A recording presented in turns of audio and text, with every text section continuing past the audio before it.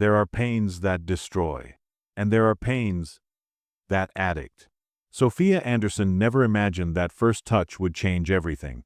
That the sensation of ice burning her skin would be the beginning of an obsession. He appeared on a stormy night. Silent, wounded, impossible.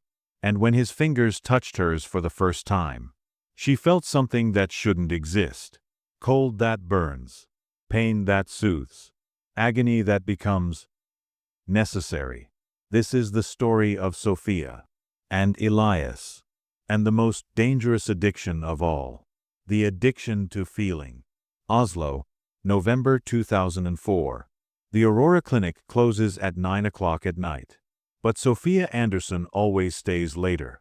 At 28 years old, she is one of the most sought-after physiotherapists in the city, specialized in chronic pain. Patients with fibromyalgia, neuropathies, injuries that traditional medicine has given up trying to cure. Sofia understands pain, perhaps too much. Since she was 16, she has suffered from SIPA, congenital insensitivity to pain with anhidrosis, a rare condition where nerves don't transmit pain signals to the brain. It seems like a blessing, but it's a curse. Without pain, Sofia never knows when she's injured. She's broken 3 bones without noticing, burned her hand on a stove and only noticed from the smell of charred flesh. That's why she studies pain in others, because she's never felt her own. On that night of November 12th, the storm swept through Oslo with uncommon fury. Sofia was alone in the clinic, organizing medical files, when she heard it. Someone was pounding on the glass door. Desperate, she ran to the entrance. On the other side of the glass, a man staggered. Tall, perhaps 6'1", broad shoulders beneath a soaked black coat, face half hidden by the hood. But what made her open the door wasn't his appearance. It was the blood. It dripped from his left arm, staining the rain red. Sofia unlocked the door without hesitation. Her medical training kicked in automatically, overriding any sense of caution. The storm howled behind him as he stumbled through the threshold, bringing with him the scent of rain, copper, and something else. Something ancient. Come in. Quickly. He stumbled inside. The rainwater formed puddles on the immaculate reception floor. His boots tracked mud and blood across the white tiles that Sofia had mopped just an hour earlier. She noticed these details with the clinical detachment that had become second nature to her. Blood type probably O-positive based on the color. Deep laceration. Likely needs stitches. I need. His voice was hoarse, as if he hadn't spoken in days. I need help. Sofia grabbed him by the uninjured arm and guided him to the treatment room. His skin felt cold through the wet fabric. Unusually cold. She filed that observation away. Sit here. Let me see the wound. He obeyed.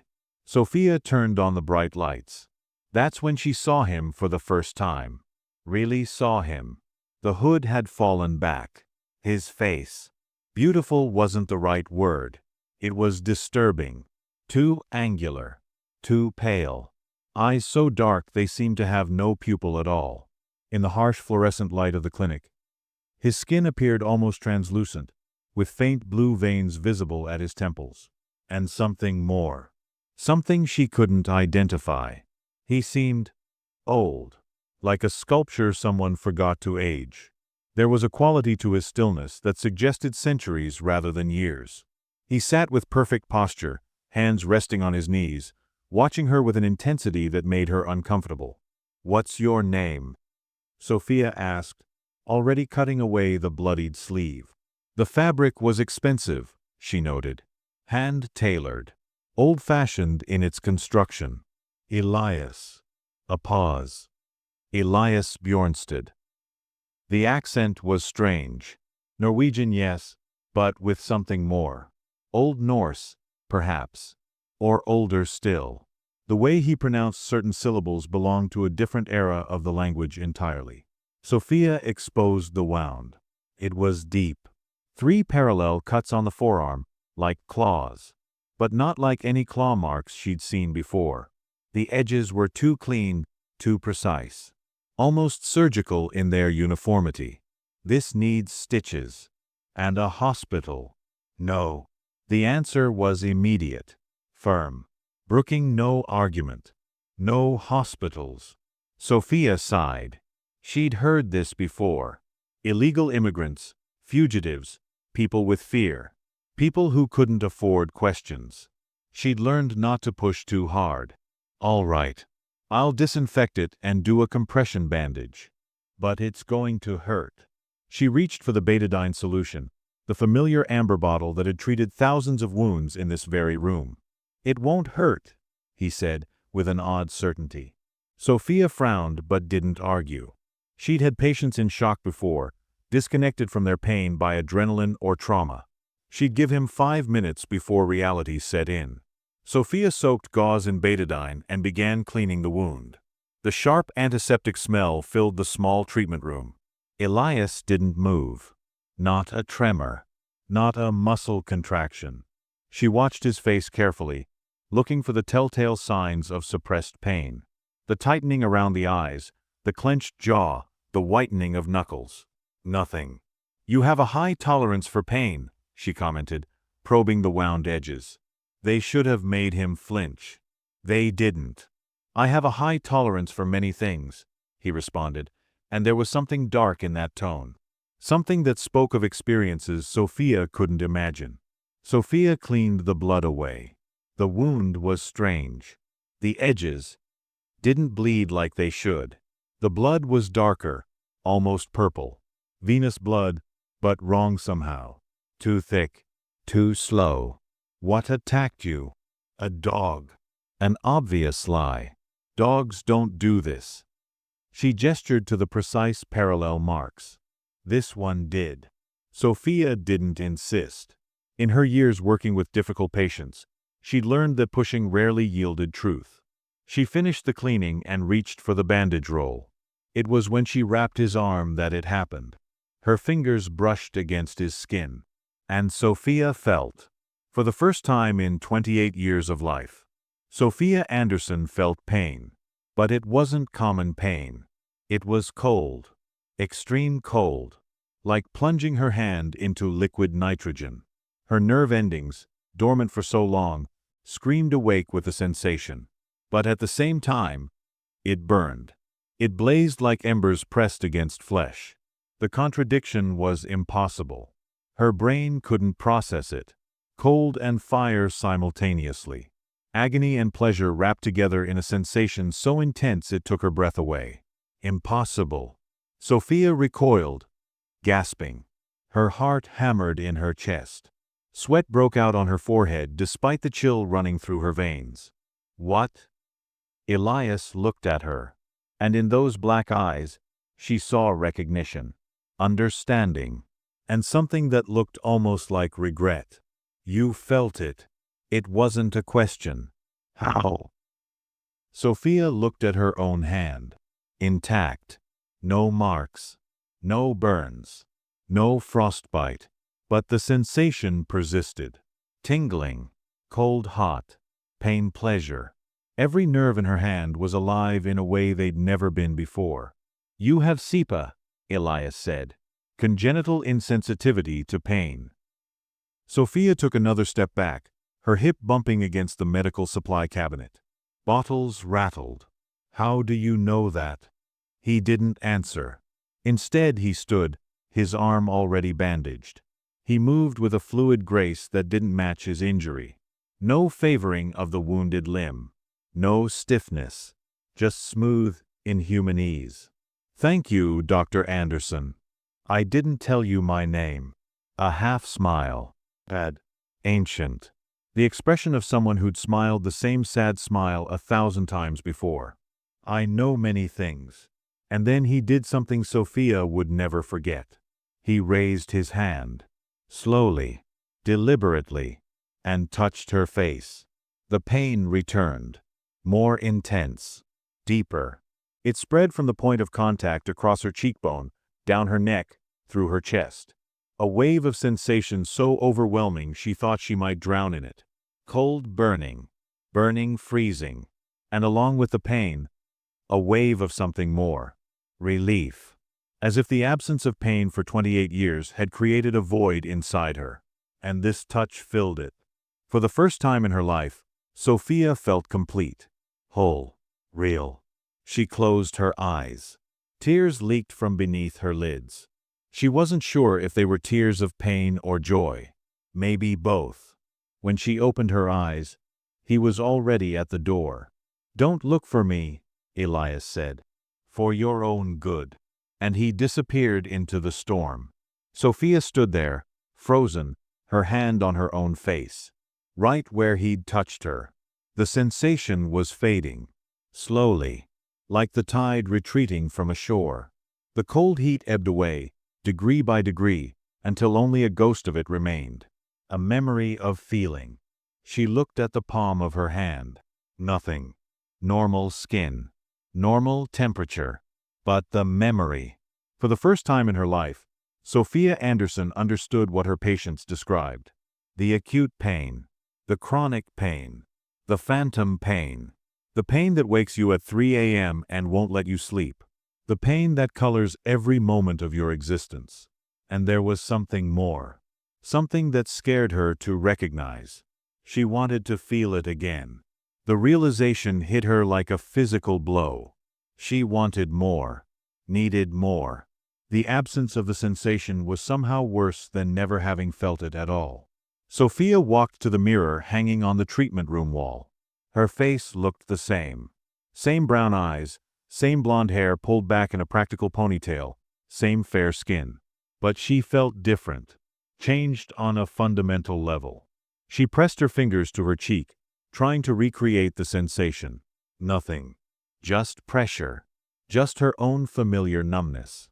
"What are you?" she whispered to her reflection. The clinic suddenly felt too empty. Too quiet. The fluorescent lights buzzed overhead, the same sound they'd made every night for the 3 years she'd worked here. But now they sounded different. Harsh. Aggressive. Sofia cleaned up the bloodied gauze and disposed of it mechanically. She mopped the floor where he'd tracked water and blood. She locked the cabinet where she kept the controlled medications. All the usual closing procedures. But her mind was elsewhere. Who was Elias Bjornsted?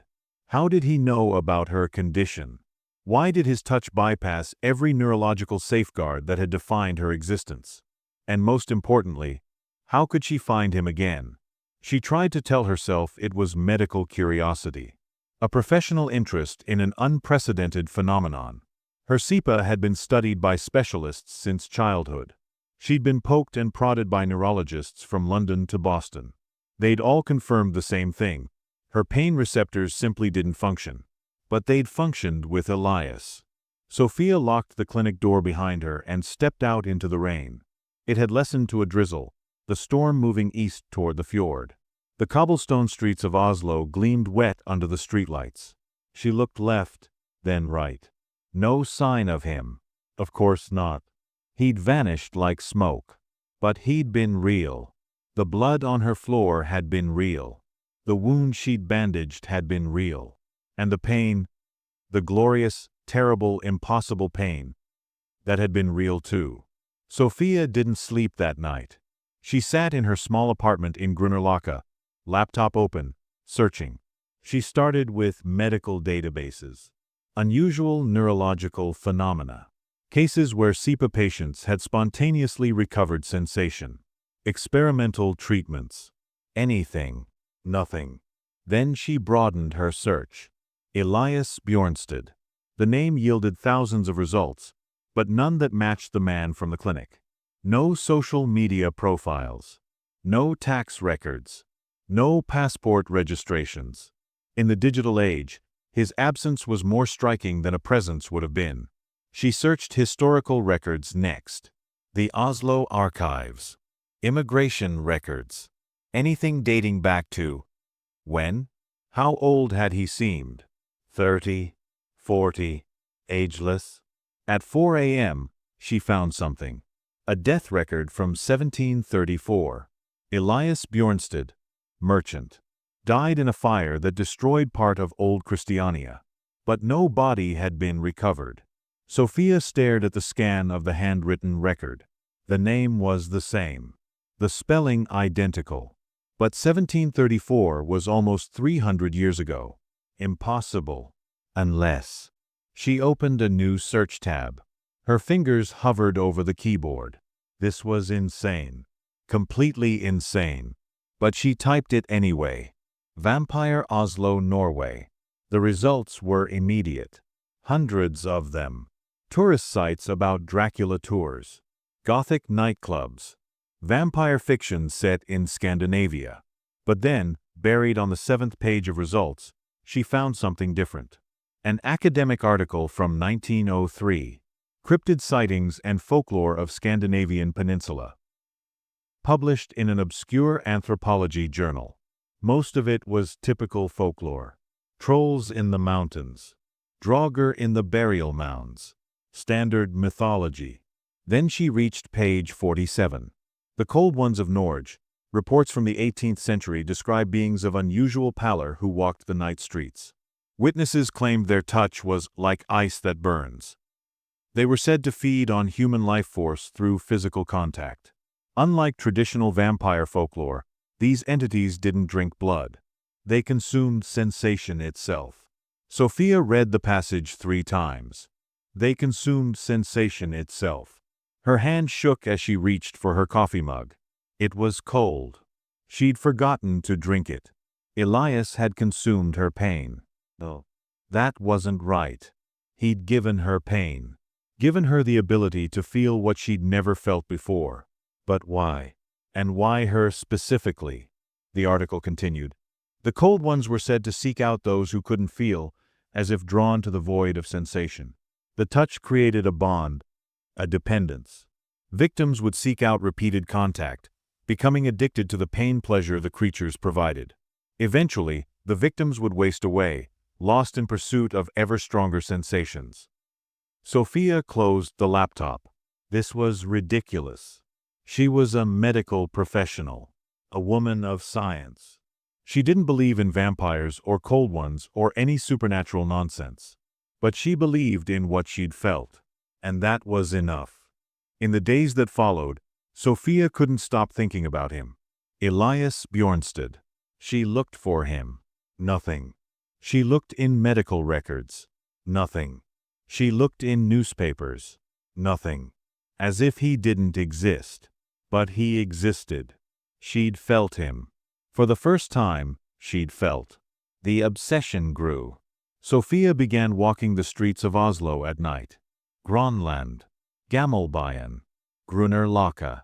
The narrow alleys where tourists didn't venture. The ancient neighborhoods where the street lamps cast long shadows and every doorway could hide something ancient. She told herself she was just walking, clearing her head, processing the experience. But she knew the truth. She was hunting. At work, she made mistakes. Small ones at first. Forgetting to file a patient report. Missing an appointment. Nothing serious. But her colleagues noticed. "Are you okay?" asked Ingrid, the receptionist who'd worked at the clinic for 15 years. "You seem distracted." "I'm fine," Sofia lied. "Just tired." But tired wasn't the right word. Hungry was closer. She felt hollow, empty. Like the brief moment of feeling had opened a chasm inside her that nothing could fill. She tried to recreate the sensation. She held ice cubes until they melted. She touched hot pans. She pressed her palm against rose thorns. Nothing. The numbness had returned with a vengeance, made worse by the knowledge of what she was missing. On the 3rd night of searching, she walked 20 kilometers through Oslo. From Frogner to Tøyen and back. Her feet should have hurt. They didn't. Nothing hurt. Nothing felt. She returned home at dawn, exhausted but not in pain. Never in pain. And that absence felt like torture. On the 4th night, she went to places she'd never ventured before. The ruins beneath the city. The ancient cellars. The hidden tunnels that dated back to medieval times. She walked through darkness with only her phone's flashlight, calling his name. Elias. Only echoes answered. On the 5th night, she stood on the Akershes fortress walls at 2 a.m., looking down at the black water of the Oslo fjord. The fall was 30 meters. Would she feel the impact? Would those seconds of falling give her what she craved? She gripped the railing. Her knuckles should have been white. But of course, she couldn't tell. Couldn't feel the stone biting into her skin. Couldn't feel the wind that whipped her hair around her face. Looking for a way to feel? The voice came from behind her. She spun around. Elias stood 10 meters away, hands in the pockets of a dark coat. The same one from the clinic, she realized. Or perhaps he had dozens of identical coats spanning centuries. "I told you not to look for me," he said. Sofia walked toward him slowly, afraid he'd vanish again if she moved too fast. "I need to understand," she said. "What are you? What did you do to me?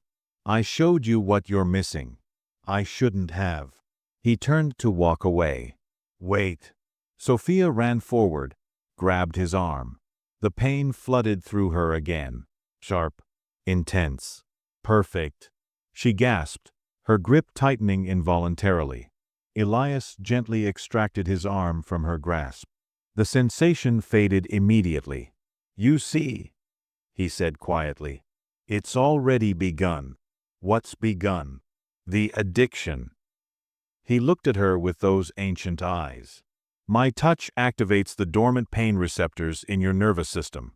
For someone with SIPA, it's like discovering a sixth sense. Intoxicating. Overwhelming. Then why stop?" Sofia heard the desperation in her own voice and hated it. Because it doesn't last. The effect wears off within minutes. And each time, the void afterward gets worse. You'll crave it more and more. Need stronger and stronger doses. Until... He stopped. Until what? Until there's nothing left of who you were. Sofia wrapped her arms around herself. The night was cold, but she couldn't feel it. Couldn't feel anything except the memory of his touch fading like a ghost. "I've lived a long time," Elias continued. "I've seen this before. People like you, with SIPA. They find me. Or I find them. And every time, I think maybe this time will be different. Maybe I can give them just one moment of feeling without consequences. But you can't. No." The single word carried centuries of regret. "How old are you?" Elias laughed without humor. "Old enough to have watched this city burn in 1734. Old enough to have seen it rebuilt. Old enough to be tired. You're what that article called a cold one." His eyebrows raised slightly. "You've been researching." "Yes." "That's one name for what I am. There are others. Vampire, Isman, Frossen. None of them are quite accurate. Do you drink blood?" "No. I consume something else. Warmth. Life. Sensation. When I touch someone, I absorb a fraction of their vitality. For normal people, it's barely noticeable. A slight chill. A moment of weakness. They attribute it to a draft or fatigue. But for me, for you, it's reversed. Instead of taking, I give. Your system is so starved for sensation that my touch doesn't drain you. It awakens you." Sofia processed this. "And you've met others like me before?" 3. In 4 centuries. His voice dropped. 2 died seeking ever greater sensations. The third. He closed his eyes. "I turned her. To save her. Turned her. Made her like me. So she could feel everything, always. No more numbness.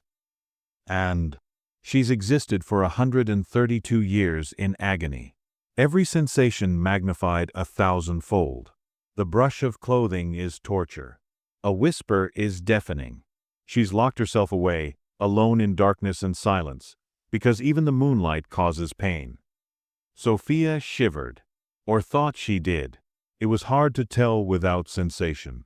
"Is that what I'd become if you changed me?" she asked. "Perhaps. Or perhaps you'd be different. But I won't take that risk. Not again."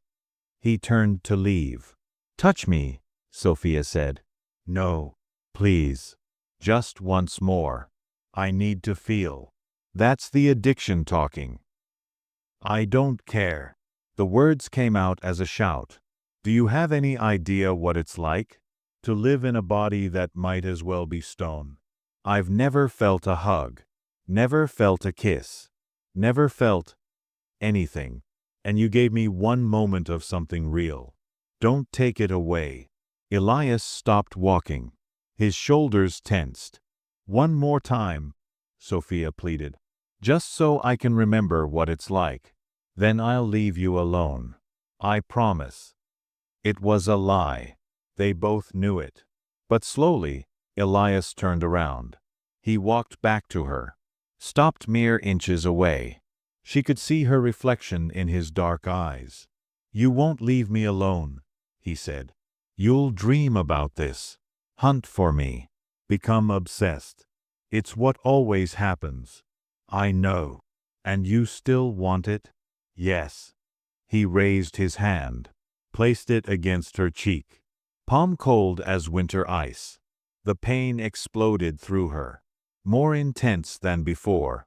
It raced down her neck, across her chest, through her arms and legs. Every nerve ending in her body screamed awake. Sofia sobbed.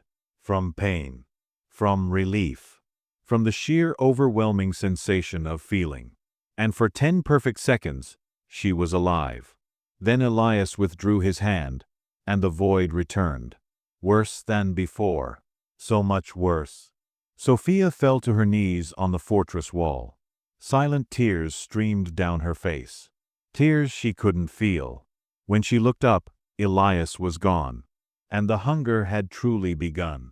The next week was hell. Sofia couldn't eat. Couldn't sleep. Couldn't focus. Every moment was consumed by the memory of Elias's touch. The phantom sensation haunted her like a ghost limb. At work, she snapped at patients. Called in sick 2 days in a row. Ingrid threatened to call her emergency contact if she didn't tell someone what was wrong. I'm fine, Sofia said automatically. You're not fine. You look like you haven't slept in days. I haven't. Why not? How could she explain? How could she tell anyone that she discovered pain and now couldn't live without it? At home, Sofia spiraled. She researched obsessively. Found more historical accounts of the cold ones. Stories from Stockholm, Copenhagen, Reykjavik. Always the same pattern. A being of ice who gave instead of taking. Victims who became addicted. Endings that were never happy. She found a case from 1870 Stockholm. A woman named Astrid Lindqvist. Born with SIPA. Met a cold one named Magnus. The medical records were sparse but telling. Patient exhibits signs of extreme psychological dependence. States she would rather die than live without the sensation. Has attempted self-harm multiple times, seeking to recreate the pain. Prognosis, poor. The record ended there. No follow-up. Sofia didn't need one. She knew how it ended. But knowing didn't stop the hunger.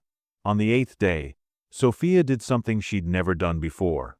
She took a scalpel from the clinic and, in the privacy of her bathroom, made a small incision on her forearm.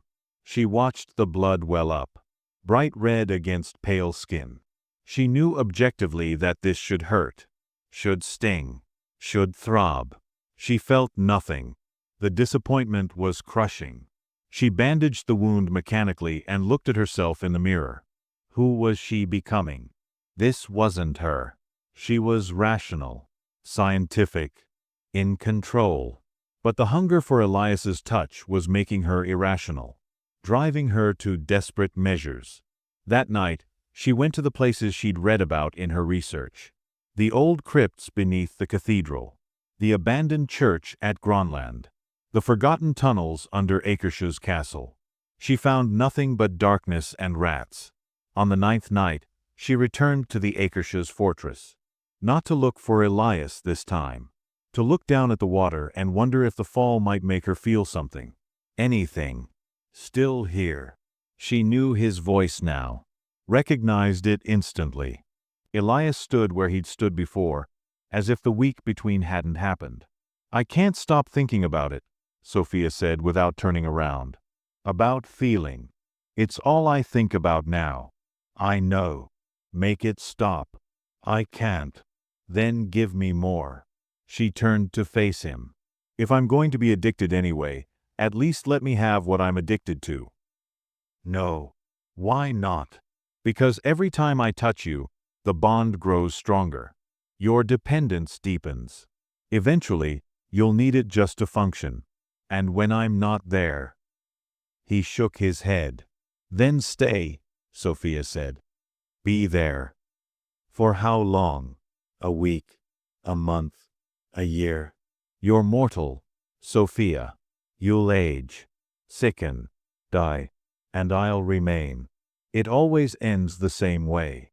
Then make me like you. The words hung in the air between them. Elias stared at her. You don't know what you're asking. I know exactly what I'm asking. Make me immortal.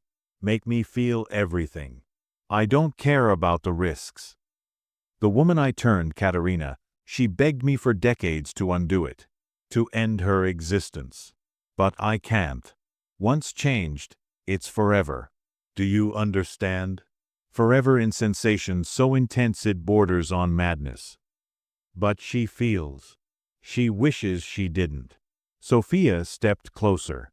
I've lived 28 years feeling nothing. I'd rather live in agony than continue in numbness. You say that now. I'll say it tomorrow too. And the day after. Please, Elias. You're the only one who can give me this. Elias was silent for a long time. The night wind whistled around them.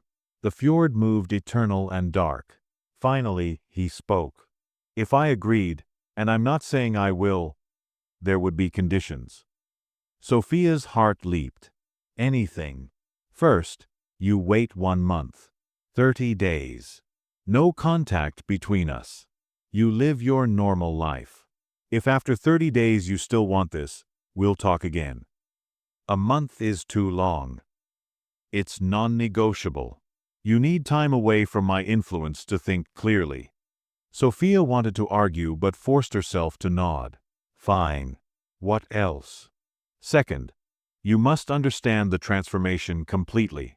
I'll explain every detail, every consequence. You'll know exactly what you're choosing. Agreed. Third, if you change your mind at any point, even at the last second, I'll walk away. No judgment.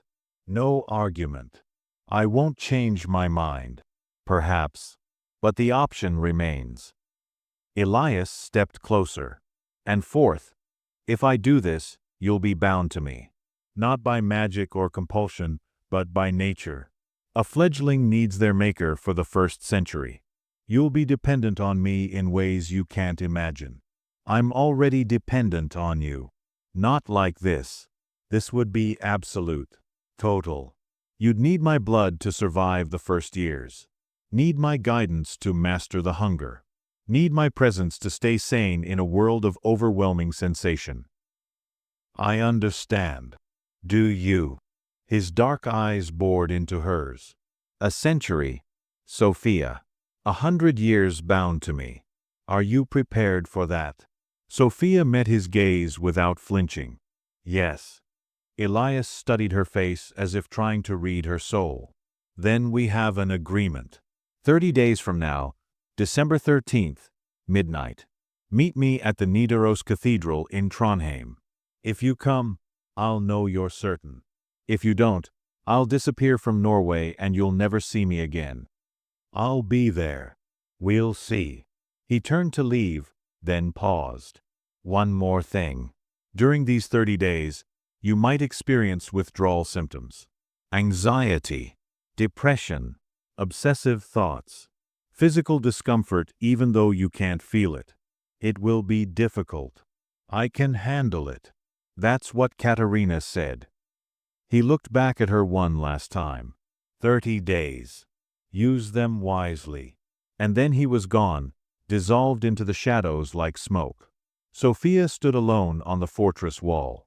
1 month. 30 days. 720 hours. She could wait that long. She had to. The first week was manageable. Sofia threw herself into work. Double shifts. Extra patients. Anything to keep her mind occupied. She cleaned her apartment until it gleamed. Organized her files. Responded to every email in her inbox. But at night, alone, the hunger returned. She dreamed of ice that burned. Of hands colder than death touching her face. Of pain so exquisite it became pleasure. She woke gasping, reaching for something that wasn't there. The second week was harder. The anxiety Elias had warned about set in. Sofia found herself checking the calendar obsessively, counting down the days, the hours, the minutes. At work, she zoned out during patient sessions. Had to ask people to repeat themselves. Ingrid noticed again. You need to see someone, her colleague said. A therapist. A doctor. Something. I'm fine. You're not. And I'm worried about you. Sofia wanted to tell her. Wanted to explain that in 2 weeks she'd either be transformed into something immortal or she'd be empty forever. But how could she? Who would believe? Instead she said, I'm handling it. But she wasn't. The third week brought new symptoms. She couldn't eat. Food tasted like ash in her mouth. Not that she could taste it properly anyway. Without pain receptors, many of her other sensory experiences were muted too. But now even the faint flavors she did register felt wrong. She lost weight. Dark circles appeared under her eyes. Her hands shook constantly, though she couldn't feel the tremors. She only knew because patients pointed it out. Are you sick? They asked.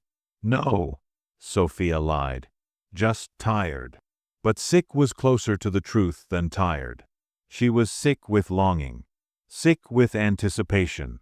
Sick with the knowledge that she was about to make a choice that couldn't be unmade. The fourth week was torture. Sofia could barely function. She took leave from work, claiming a flu. Ingrid didn't believe her but didn't push. Maybe she sensed that whatever was happening was beyond normal intervention. Sofia spent her days researching vampire folklore. Not the Hollywood version, the real accounts. Historical records. Medical oddities. Unexplained phenomena. She found patterns. Transformation required 3 things: the maker's blood, the death of the human body, and the will to return. Most didn't return. They stayed dead, their bodies too damaged or their spirits too weak. But some did. Those who had a reason to come back.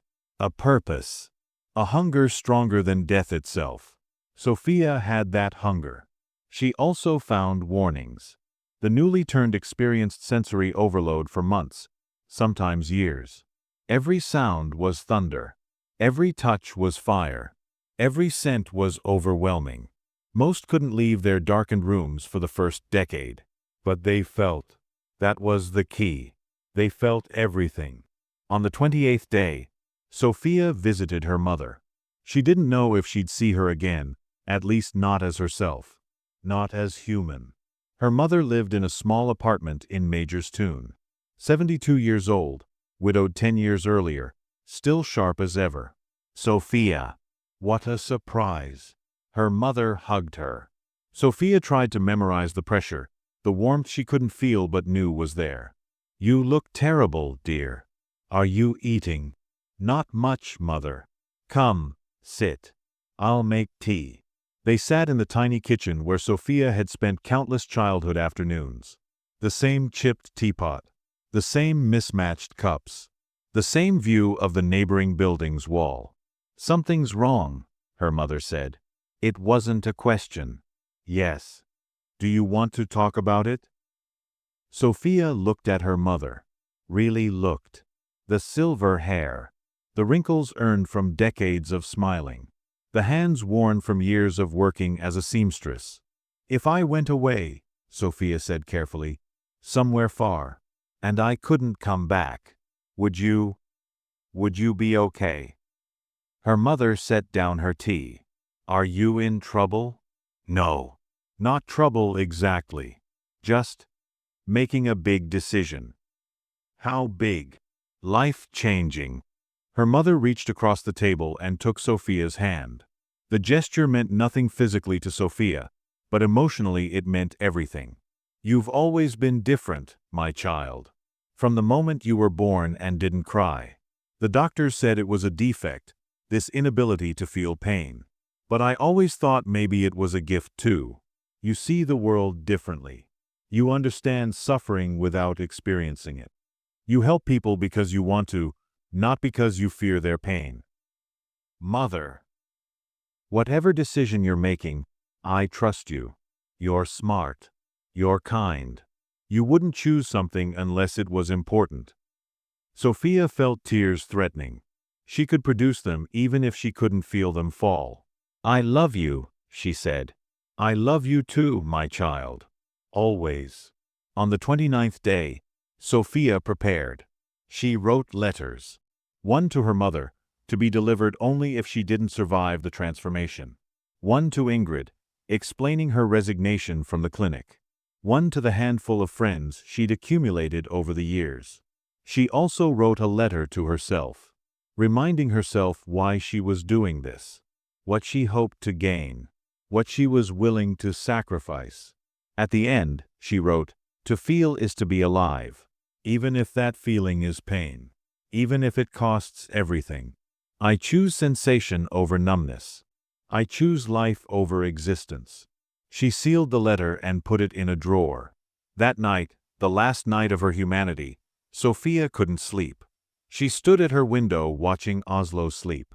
The city lights spreading like a constellation of warm stars. The fjord in the distance.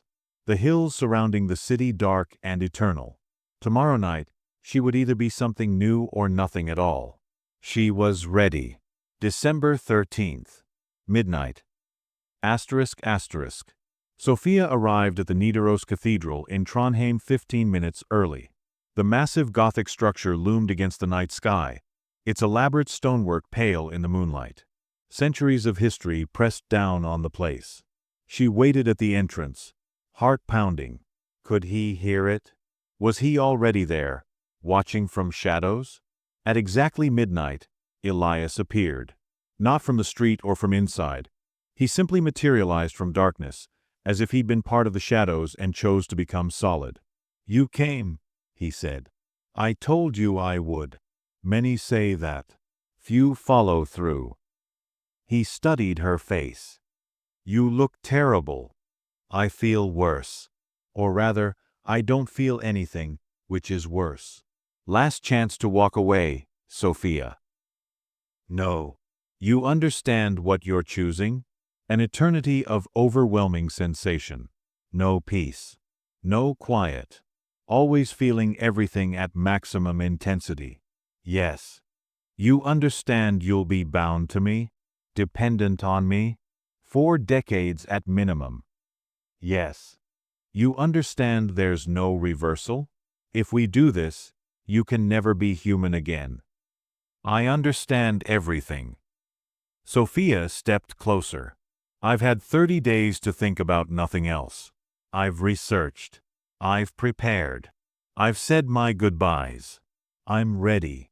Elias looked at her for a long moment. Then he nodded slowly. "Come inside." He led her through a side entrance that shouldn't have been unlocked. They walked through corridors of ancient stone, their footsteps echoing. No guards challenged them. No alarms sounded. Either Elias had abilities Sofia hadn't seen, or the cathedral itself recognized what was about to happen. They entered the nave. The soaring arches and stone columns.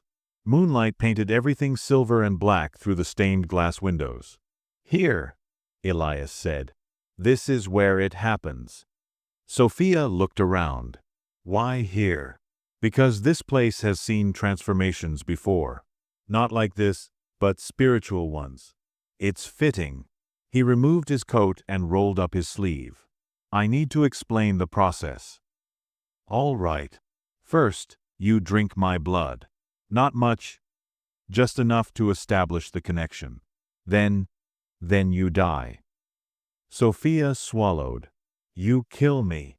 "Yes. Quickly. Painlessly, as much as death can be painless.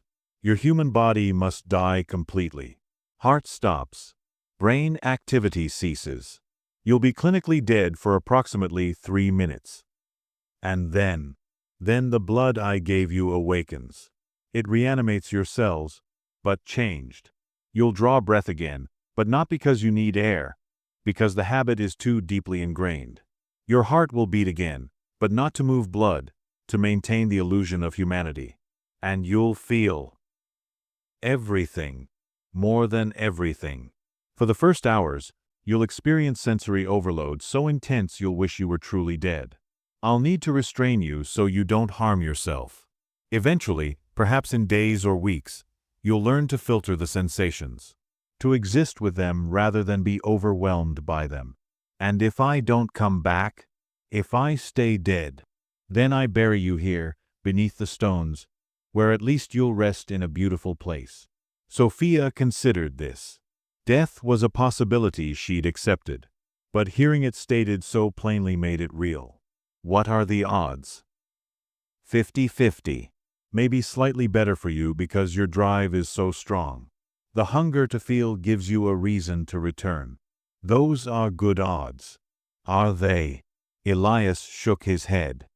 This is insane. You know that, right?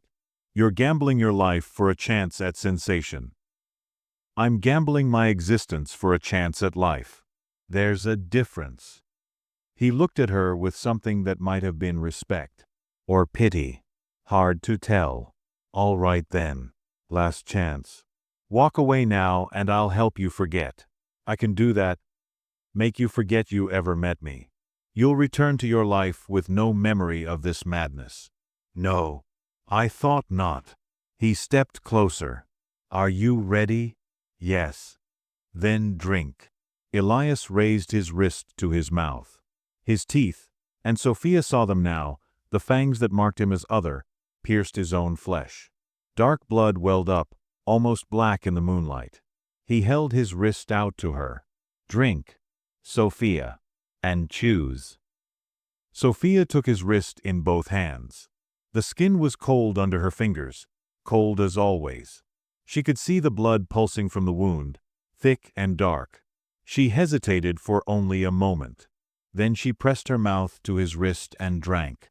The blood was cold going down. It shouldn't have temperature, shouldn't have taste, but somehow it did. Ice and iron and something ancient. Something that had existed for centuries flowing into her throat. She drank until Elias pulled away. Enough, he said. More than enough. Sofia's vision swam. The world tilted. She felt something. Not pain yet, but a stirring. Like her nervous system was waking from a long sleep and stretching. Lie down, Elias instructed. She obeyed, lying on the cold stone of the cathedral floor. Above, the vaulted ceiling stretched into darkness. The same ceiling Elias had watched for centuries. The same stones that would outlast them both. I'm going to do it now, Elias said softly. He knelt beside her. You won't feel anything. I promise. That's what I've heard my whole life, Sofia whispered. He smiled sadly. Not after tonight. After tonight, you'll feel everything. He placed one hand on either side of her head. His touch, his cold touch that had started this all. Close your eyes, Sofia. She did. Think of something beautiful. Something you want to feel. Sofia thought of snow. Real snow that she could feel on her skin. Northern lights she could feel vibrating through the air. Wind that would make her shiver. Good, Elias said. Hold on to that. Her neck broke cleanly, painlessly, as he'd promised. Sofia's last human thought was, I can't wait to feel pain. Death was quiet, peaceful. Sofia floated in darkness, aware but not present. Her body lay on the stones below, but she was above it, untethered. She could see Elias cradling her corpse. Saw him check for a pulse that wasn't there. Saw him wait. 1 minute. 2 minutes. 3 minutes. His blood moved through her dead veins. Searching. Changing. Rewriting. Come back, she heard him whisper, "Come back, Sofia." And she realized she had a choice. She could stay here in this peaceful darkness. No sensation, no pain, no overwhelming flood of feeling. Just quiet, just rest. Or she could return to a body that would feel everything. Pain, yes, but also touch, temperature, texture, all the sensations she'd never known. It should have been an easy choice. But in this moment, death was so tempting, so simple. No more hunger, no more searching, no more emptiness, just peace. Sofia floated in that darkness, deciding. The decision was made, not consciously, not through logic or reason, but through something deeper. The same hunger that had driven her to this moment. The same desperate need to feel that had consumed her for 30 days. That hunger was stronger than death. Sofia's heart beat once, twice, 3 times. Not moving blood but establishing rhythm, claiming life. Her lungs expanded, drew breath. Not from need but from habit, from memory of what living meant. And then she felt, oh God, everything, all at once, with no filter, no protection, no mercy. The cold of the stone beneath her was like lying on ice. Each irregularity in the surface pressed into her back like a knife. The air moving across her skin felt like sandpaper. Her clothes rubbed against her like steel wool. The sounds. Dear God, the sounds. Her own heartbeat was thunder. Elias's heartbeat, yes, he had one, slow and steady, was drums. The wind was a scream. The distant traffic was a roar. The smells. Blood, hers, his, old blood in the stones. Stone itself had a smell, ancient and mineral. Night air carried 1,000 scents. Pine, exhaust, fjord water, human sweat from streets away. And pain. Pain everywhere. Not from injury but from sensation itself.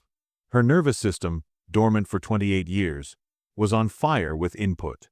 Every nerve screaming that it was alive, working at last. Sofia tried to scream, but the sensation of air moving past her vocal cords was too much. She convulsed instead, her newly awakened body unable to process the flood. "I've got you," Elias said, and his voice was like bells and thunder and music all together. He wrapped her in his coat, but the fabric touching her was agony and relief simultaneously. Sofia shook, trembled, convulsed. Her body didn't know how to regulate this much input. Her brain couldn't sort it, couldn't prioritize, couldn't filter. "Make it stop," she managed to gasp. "I can't. You have to learn to control it, to turn down the volume." "I can't. It's too much. Too much." "You can. You have to. Focus on one sensation. Just one. Block out the rest." "How?" "Choose something. Anything. My voice. The stone beneath you. Your own heartbeat. Focus on that and let everything else fade." Sofia tried. God, she tried. But how could she focus when everything was screaming for attention? When every sense was turned to maximum? She thought she might truly go mad. But then she remembered, this was what she wanted. What she'd chosen. She'd known it would be overwhelming. Had known and chosen anyway. So she focused. On Elias's voice. On the specific timbre and tone of it. Slowly, impossibly slowly, the other sensations began to recede. Not disappear. They were all still there, demanding attention. But they moved to the background. Became manageable. She could hear Elias speaking. "Good. That's good. Keep focusing. You're doing it. You're controlling it." Sofia opened her eyes. The world was different. Colors she'd never seen before. Shades between shades. The moonlight wasn't just silver. It was 1,000 variations of silver. The stones weren't just gray. They were gray and beige and white and brown, all mixed together in patterns she'd never noticed. She could see individual dust motes floating in the air. Could see the texture of Elias's coat at a microscopic level. Could see the way light bent around objects. "Welcome back," Elias said. Sofia looked at him. Really looked. And saw him clearly for the first time. Not just his physical appearance, but the weight of centuries in his eyes. The sadness of immortality.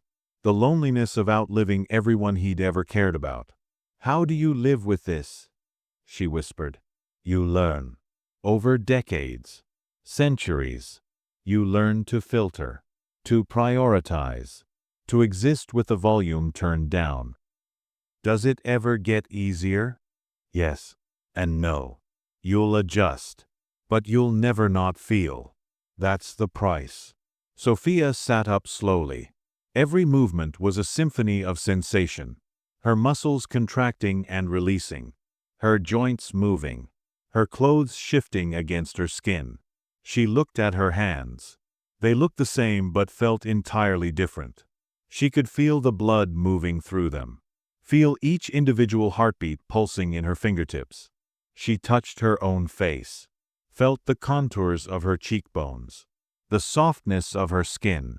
The slight moisture of tears she hadn't realized she was crying. And it didn't hurt. Or it did hurt, but it was bearable. Beautiful even. "Thank you," she said to Elias. "Thank me in a century. If you still feel that way, then I'll believe you mean it." Sofia laughed. The sensation of laughter, her diaphragm contracting, her lungs expelling air, her vocal cords vibrating, was amazing.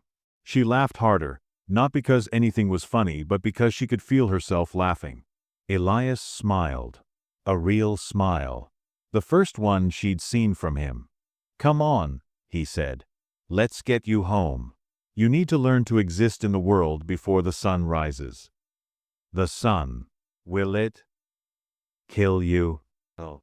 But it will be intensely uncomfortable for the first few years. Every photon will feel like a needle. Best to avoid it until you learn better control." He helped her to her feet. Standing was strange. She could feel gravity pulling on her.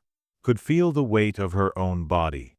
Could feel the ground beneath her feet with perfect clarity. They walked toward the exit, and with each step Sofia felt more real. More alive. More present in her own existence than she'd ever been. At the door, she stopped and looked back at the cathedral. The place of her death and rebirth. "I'll remember this moment," she said. "You will. Forever. That's the curse of immortality. Perfect memory. Every moment preserved in crystal clarity. That doesn't sound like a curse. Ask me again in 100 years." They stepped out into Trondheim's night. The city sprawled before them, alive with lights and sounds and smells Sofia had never properly experienced before. "What now?" she asked. "Now we teach you to be what you are. To hunt without killing. To exist without revealing yourself. To live in a world not made for creatures like us." "How long will that take?" "For you, given your determination, maybe a decade." He looked at her. "Are you ready?" Sofia took a breath she didn't need. Felt the air fill her lungs. Felt the expansion of her ribcage. Felt everything. "Yes," she said. "I'm ready." Elias took her to an all-night cafe in the old town. It was 3 a.m. and the place was full of students, artists, night workers. The smell of coffee and pastries and human sweat was overwhelming. "This is your first test," Elias said quietly. They sat at a corner table. Being among humans without losing control. Control of what? The hunger. You're newly turned. Your body is still learning what it needs. Right now it's confused. It might think it needs blood, or warmth, or life force. You need to learn to ignore those impulses. Sofia looked around the cafe. She could hear every conversation simultaneously. Could smell each individual person. Could sense their body heat like beacons in her awareness. But she didn't feel hungry. Not for them anyway. "I don't feel anything," she said. "You will. Give it time. The hunger comes and goes in waves for the first year." A waitress approached. Young, maybe 20. She smiled at them. "What can I get you?" Elias ordered coffee for both of them. The waitress left. "We don't actually need food or drink," he said, "but we can consume it. The act of eating helps maintain the illusion of normalcy." Then what do we need? Sensation, connection, touch. We sustain ourselves on the life force of others, but not through consumption. Through contact, brief touches, handshakes, brushes in crowds. We absorb tiny fragments of warmth from dozens of people. And that's enough? For me, yes. I've learned to survive on very little. For you, newly turned, you'll need more. Daily contact, sustained interaction. You'll need to work among people, touch them, absorb their life without them knowing. And that doesn't hurt them? Not if done correctly. They might feel slightly tired after, slightly cold, but they attribute it to normal causes. The waitress returned with their coffees. Sofia reached for her cup. The warmth of the ceramic was incredible. She could feel every degree of temperature, could trace the heat differential from the top of the cup to the bottom. She lifted it to her lips and sipped. The coffee was an explosion. Not just taste, which she'd barely had before, but temperature, texture, acidity, bitterness, all separate and distinct and overwhelming. "Good?" Elias asked, amused. "Intense. Everything is intense now. It will moderate with time." Sofia set down the cup. "What else do I need to know?" Sunlight we've discussed. Silver doesn't affect us. That's myth. Garlic makes food taste bad but won't harm us. Religious symbols mean nothing. We're not demonic, just different. Crosses, holy water, churches, all fine. Stakes through the heart will kill us, yes. But so will decapitation, fire, massive trauma. We're difficult to kill but not impossible. And we live forever? Unless killed. Or unless we choose to end it. Have you ever wanted to? Elias was quiet for a long moment. Many times. After the 1st century when everyone I knew was dead. After the 2nd century when the world had changed beyond recognition. After Katerina, when I realized what I'd done to her. But you didn't. No. Curiosity keeps me going. And the faint hope that maybe, someday, I'll find a way to be human again. Is that possible? I don't know. I've searched for 400 years. Found nothing but myths and dead ends. He looked at her. That's why I tried so hard to dissuade you. Once this door closes, it doesn't reopen. I know. Sofia reached across the table and took his hand. His hand was still cold, but it no longer burned. Her enhanced senses could process the temperature difference without pain. She could simply feel it for what it was.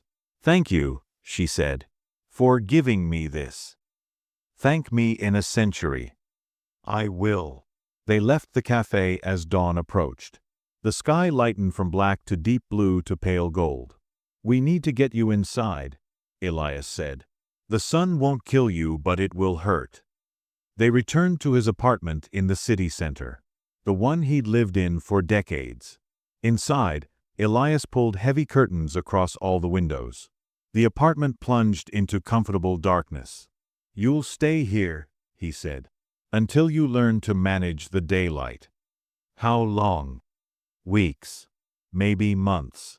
Everyone adapts at different rates." Sofia looked around the apartment. Really looked. She could see details she'd never noticed before. The titles of the books, many in languages she didn't recognize. The worn paths in the carpet where Elias walked most often. The complete absence of mirrors. "Why no mirrors?" she asked. "We have reflections." "That's another myth. But I don't like looking at myself. Haven't aged in 400 years. It gets disturbing." The sun broke over the horizon. Even through the heavy curtains, Sofia felt it. A prickling sensation across her skin. Uncomfortable but not unbearable. Lie down, Elias instructed. Sleep if you can. Your body is still adjusting. It needs rest. Sofia lay on the couch. It was worn leather, comfortable. But now she could feel every thread, every crack, every imperfection. It was wonderful. Elias, she said as he turned to leave. Yes. I don't regret it. Just so you know, even if it gets harder, even if I struggle, I don't regret choosing to feel. He looked at her with those ancient eyes. Ask me again in 100 years. I will. He left her alone in the darkness. But it wasn't the darkness she'd lived in before. This darkness was full, rich, textured. She could hear the buildings settling around her, could smell old wood and stone and centuries of existence. She closed her eyes and focused on her heartbeat, the steady rhythm that marked her as something new, something other, something alive in a way she'd never been before. For the first time since she was born, Sofia Anderson felt truly awake. And it was everything she'd hoped for. 3 months later, Sofia walked through Oslo at night. Alone this time. Elias watched from a distance, making sure she was safe but giving her space to explore. She'd learned to manage the overwhelming sensations, to filter them, to exist with the volume turned down enough that she could function. She'd learned to hunt, not for blood but for life force. Brief touches with strangers. A handshake here. A brush against a shoulder there. Tiny fragments of warmth absorbed without harm. She'd learned to navigate a world that didn't know creatures like her existed. And she'd learned that feeling everything came with a price. She felt joy more intensely than any human could imagine. But she also felt sorrow, loneliness, fear. Every emotion magnified 1,000-fold. She'd visited her mother once, from a distance. Couldn't risk close contact until she'd mastered her new nature. But she'd watched her through a window, seen her living her life, aging as Sofia no longer would. That had hurt, truly hurt. The knowledge that her mother would die while Sofia continued. That every human she'd ever known would fade while she remained. But even that pain was better than numbness. Sofia stood on the Akershus fortress walls. The same place where she'd met Elias months ago. Where she'd been offered a choice. She looked down at the water. 30 meters below. She could survive that fall now. Could survive almost anything short of decapitation or fire. She was stronger, faster, immortal. But most importantly, she could feel the wind on her face, the cold stone of the wall, the vibration of distant traffic. Every sensation was a gift. Do you regret it? Elias appeared beside her, silent as always. No, Sofia said. Do you regret turning me? Ask me in 100 years. She smiled. I will. They stood together in comfortable silence. Two creatures of darkness in a world of light. Two beings who felt too much in a world that felt too little. What now? Sofia asked. Now. Elias looked at the horizon where the sun would rise in a few hours. Now we exist. We endure. We find moments of beauty in eternity. It's what we do. For how long? Forever. Or until we choose otherwise. Sofia took his hand. Cold as always. Perfect in its coldness. Then let's find those moments together. For a century at least. For as long as it takes. They walked off the fortress walls together. Into the darkness that was no longer dark. Into the night that would stretch before them for centuries. Into a life that was no longer life but something new. Something that felt everything. And that, Sofia knew, was enough. They say that pain is how we know we're alive. That without it, we're just walking ghosts. Shadows of existence. Sofia Anderson spent 28 years as that shadow. And found a vampire who taught her to hurt. To crave the pain. And finally, to transcend it. Sometimes the cure for emptiness is to embrace what destroys us. and transform it into something new. Somewhere in Oslo, on a moonless night, two immortals walk the ancient streets. She, newly born into darkness. He, tired from centuries. Together, feeling everything.